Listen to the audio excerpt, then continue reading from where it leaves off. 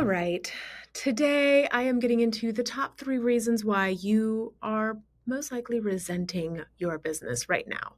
So, if it feels hard, if you're frustrated and annoyed and angsty about your business right now, and it's not the easiest year for business, it is not the easiest era that we're in right now, and you are mad, but you're not sure why, I'm going to give you the top 3 reasons so that you can address it, and I'm going to tell you what to do about them. Please stay till the end because the third one is a doozy and is relevant to all businesses at all times of the year. My name is Celi. This is the Grown Ass Business Show where we just break it down and teach you how to no BS, grow and scale your business so that you have the life that you want as an entrepreneur. Let's get into it. Cool. Reason number 1, you've become a slave to the hustle culture. Okay, I know. Celi, this is an obvious one, whatever, so old school, right? But what I mean by this is, as an entrepreneur, there is so much to do. There is so much to think about. You are so busy that you've actually gotten addicted to the hustle of it all. You are addicted to your to-do list. You are always doing so much that you don't know if you're doing well anymore. That's what I mean by the hustle culture of it all. Okay, so some sure signs of this happening to you is, for example, I had a client a few days ago who admitted that she was on such a do bender that she'd actually closed a coaching client and she found herself moving through her to-do list and keeping herself busy and productive, but she hadn't invoiced this new client. Sometimes we get so into the hustle of do more, next lead, more content, do more marketing, what's the next thing, that we are not spending time and energy doing the things that make us money, like even invoicing a client. Now, this sounds really obvious, but I chuckled when she told this to me because I've done the very same thing. So if you find yourself not doing the things that, hate to use this term, but we're just going to use it for ease, move the needle. If you're not doing the things that move the needle in your revenue and the profitability of your business, here's what I want you to do. I want you to look at your calendar, because you probably use some form of Google Calendar, some digital calendar, and I want you to block off time in your week to do those things that you have to do. If it's invoicing clients, if it's bookkeeping, if it's booking certain calls on the calendar that have to get done, what are those things that make money, right? Maybe it's going into your QuickBooks and seeing invoices that are unpaid and doing that uncomfortable thing of having to remind people to pay their invoices, right? I want you to go in and put it on your calendar to do it. In my world, something that I do for myself, and this always surprises people that it doesn't come naturally to me. On Fridays, I have Fridays numbers hours for myself and for my clients. But in that hour, I go through unpaid invoices. I go through my QuickBooks. I make sure people are being invoiced. I go through leads from that past week and follow up with them. I go through my lead tracker and see what's in my sales pipeline and what's going on in my sales pipeline. I do that numbers work that moves the needle in my business every Friday, and it's on my calendar. So therefore, that means, you guessed it, no other work can get booked on that hour in my calendar because it is booked and busy. Because she's booked and busy making sure the money comes in and the numbers are lining up. All right? So that's what I want you to do for yourself. If you're finding yourself in the hustle, book some time to do the things that bring in the money. That was number 1. Alrighty. Number 2, you're trapped in someone else's should. Someone on this journey has should all over you and you believed it. What do I mean by that? What I mean is that you've built somebody else's version of success. You have built a model in your business that wasn't built for you, for your lifestyle, for what you envisioned for yourself, for the business that you wanted. You worked with some coach or some guru, or you did some free content courses, because there is tons of great free content out there about business, right? But you built someone else's model in place of your dream business. So you might have a strategy that you hate doing. You might have a marketing plan that you hate executing. You might be doing launches and you absolutely hate doing launches. This is one of the things I see most often in small businesses, especially online businesses. Many of my clients go, I absolutely hate doing launches. Do I have to do it? And my answer is no, you don't. You don't have to do anything that you don't want to do to grow your business, because there are many ways to grow a business. I know, crazy. But here's the kicker. When I say no, you don't to that question, they are so surprised. They're almost resistant to my answer.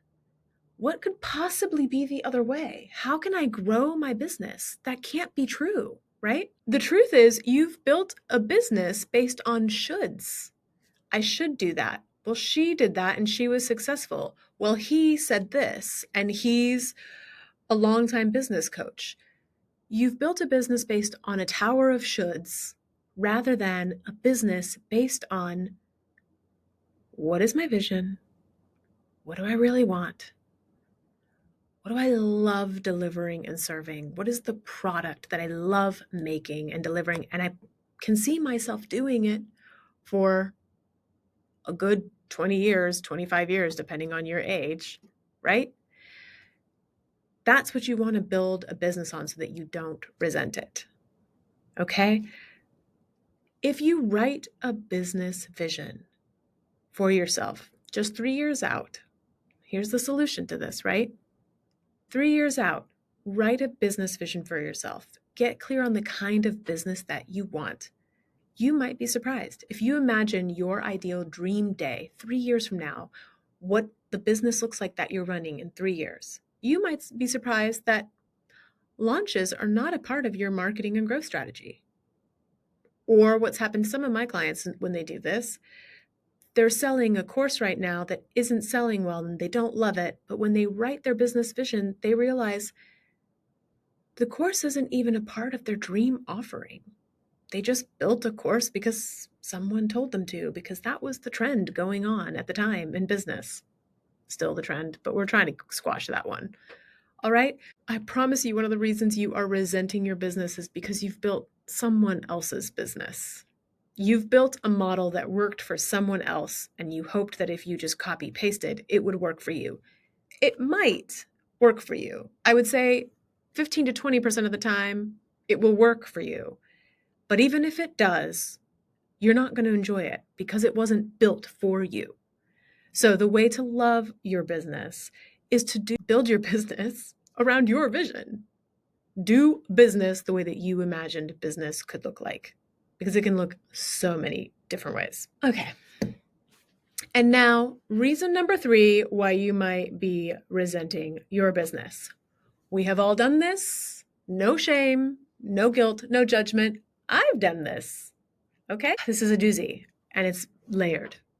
Reason number 3, you've spent money on the wrong things in your business and you are now resenting that lost money that feels lost to you. If you don't believe me, I'm about to give you some examples and you're going to see yourself in one of these. Number 1, you hired really quickly.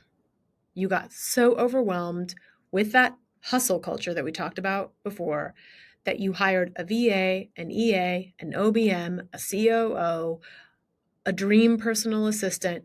You tried to hire a unicorn, which, by the way, they are very hard to hire and very hard to find. You tried to do it too fast, and then you either stuck it out spending money with somebody who's now costing you more time and more pain because they're not great, or you fired them and lost money and time, which are your 2 most valuable assets in business anyway.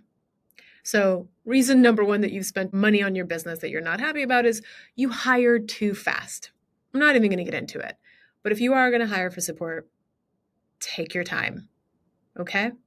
Follow the steps.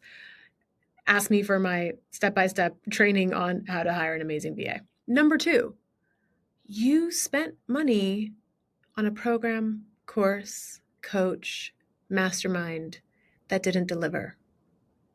Now, There is the whole, I spent $2,000 on a course that's sitting in a course graveyard, and now I have shame around that, and I feel guilty about that. There's that whole world. And then there's the other world of, I got into a mastermind. I'm locked into a contract that I have to pay. I've asked to get out. I've asked to get refunds, and there seems to be no way out of it, no way to get a refund. And this was not what I wanted, not what I was promised. And now I'm locked into this program. While all of those scenarios, it's very easy to point externally to the thing, to the coach, to the course, to the mastermind, and be angry at the external thing. It all comes to also, you made a rushed decision about something that wasn't for you, didn't actually give you what you needed at that time in your business. So a lot of times we spend a lot of energy being resentful and angry at the person who sold us the thing, the brilliant salesperson on the call, the marketing that sold us into the thing, the person who interviewed well for that job, but then showed up to work and didn't deliver. We can spend a lot of time pointing externally, but I promise you, you will become a better business owner and a better leader and a better entrepreneur and a wealthy one at that. If, number one, you go, oh, wait, when I got on that call for that mastermind, I didn't ask questions.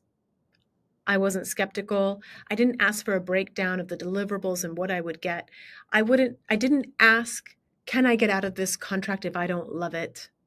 All of that's on me, right? That kind of clarity needed is on me as the business owner. That's my responsibility. When I was hiring that person, I didn't want to take my time and do multiple interviews and give them tests and test their ability and their skill and their ability to communicate. I didn't make sure that they were aligned with my core values. All of that is on me.